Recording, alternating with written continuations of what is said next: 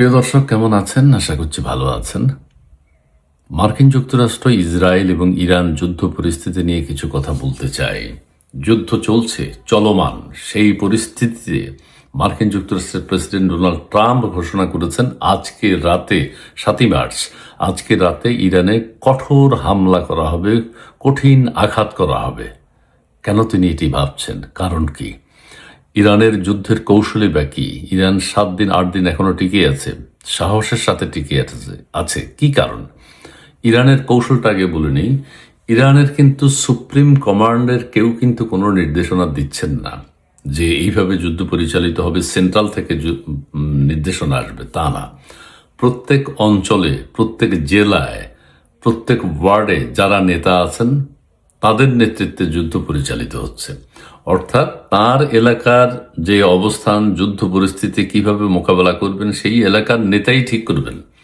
কাজেই ফিল্ডে যারা আছেন তারা ওই স্থানীয় নেতার নির্দেশেরই যুদ্ধ করছেন। এটা হচ্ছে ইরানের কৌশল। আর ইরান মধ্যপ্রাচ্যে মার্কিন স্বার্থ সংশ্লিষ্ট যেসব ঘাঁটি আছে সেগুলোতে আঘাত করেছে। এইটা মার্কিন যুক্তরাষ্ট্রের খুব অন্তরে লেগেছে যে কিভাবে সম্ভব সেটা আপনারা দেখেছেন।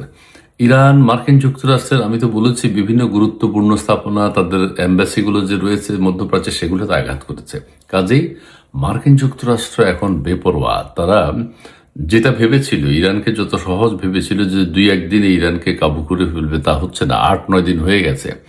সেই ক্ষেত্রে মার্কিন যুক্তরাষ্ট্রের প্রেসিডেন্ট এখন ঘোষণা দিয়েছেন ইরানে আজ কঠোর আঘাত, হুমকি দিয়েছেন ডোনাল্ড ট্রাম্প। শনিবার 7ই মার্চ সামাজিক যোগাযোগ মাধ্যম তার ট্রুথ সোশ্যালে তিনি এই কথা বলেন। এর আগে ইরানের অর্থমন্ত্রী ঘোষণা দিয়েছেন যে আগামীকাল রাতে কঠোর আঘাত হানা হবে ইরানের ভিতর। তবে এখানে আরেকটি কথা, এরা কিন্তু ইরানের সাধারণ মানুষকে মেরে ফেলবে।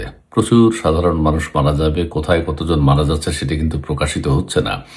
ইরান ইসরায়েলে কাদেরকে মেরেছে বা কিভাবে হামলা করেছে সেটা মুখ্য নয়। ইরান কিন্তু ইসরায়েলে আহামরি কোনো ম্যাসাকার করতে পারবে না।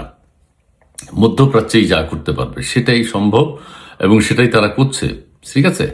মার্কিন প্রেসিডেন্ট ডোনাল্ড ট্রাম্প বলেন ইরান মধ্যপ্রাচ্যে প্রতিবেশীদের কাছে ক্ষমা চেয়েছে এবং আত্মসমর্পণ করেছে, আর তাদের দিকে হামলা চালাবে না বলে প্রতিশ্রুতি দিয়েছে। মধ্যপ্রাচ্যের কথা মার্কিন যুক্তরাষ্ট্র বলছেন যে ইরান একটা কথা বলেছে, ক্ষমা চায়নি। ইরান বলছে যে মধ্যপ্রাচ্য, সৌদি আরব, ইরান, কুয়েত, কাতার, এগুলো আমাদের টার্গেট নয়। আমাদের টার্গেট হচ্ছে ওইসব এলাকায় মার্কিন স্থাপনাগুলো, মার্কিন ঘাঁটিগুলো।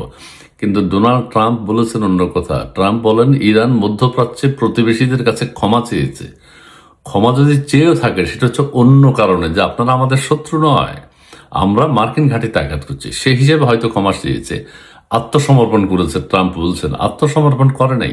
ইরান বলছে যুদ্ধ চালিয়ে যাবে আর তাদের দিকে হামলা চালাবে না, মানে মধ্যপ্রাচ্যে আর হামলা চালাবে না ইরান, এরকম প্রতিশ্রুতি কিন্তু দেয়নি।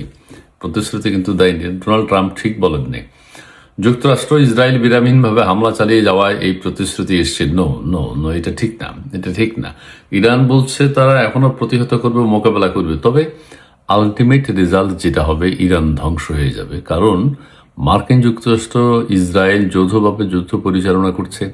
এরপরে বিভিন্ন দেশ যুক্ত হয়ে যাবে। যদি মার্কিন যুক্তরাষ্ট্র কোনো বিপদে পড়ে সেক্ষেত্রে ইউরোপ এসে যাবে, ইংল্যান্ড এসে যাবে। এটা কিছু করার নাই। সো ইরানের ধ্বংস, ইরানের পরিণতি খুব ভয়াবহ। ইরান তবুও সাহস দেখাচ্ছে, তবুও মনোবল দেখাচ্ছে, তারা টিকে আছে।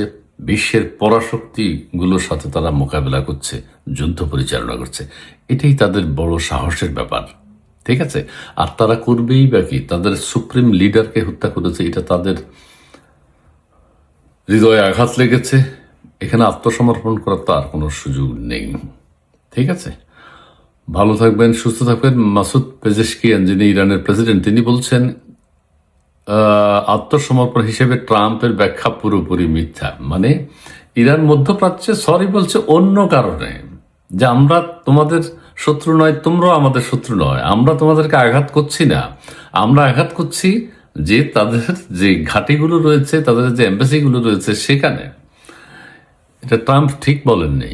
জি, আপনারা ভালো থাকবেন, সুস্থ থাকবেন, সুন্দর থাকবেন। পরিস্থিতির উপর সবাই খেয়াল রাখুন। তবে বাজারে তেলের দাম কিন্তু সারা পৃথিবীতে বৃদ্ধি পেয়েছে, কিছু করার নেই। দুঃখজনক, দুর্ভাগ্যজনক। এইভাবে কিছুদিন পর পর যুদ্ধ আসলে পৃথিবী নিতে পারছে না। ধন্যবাদ।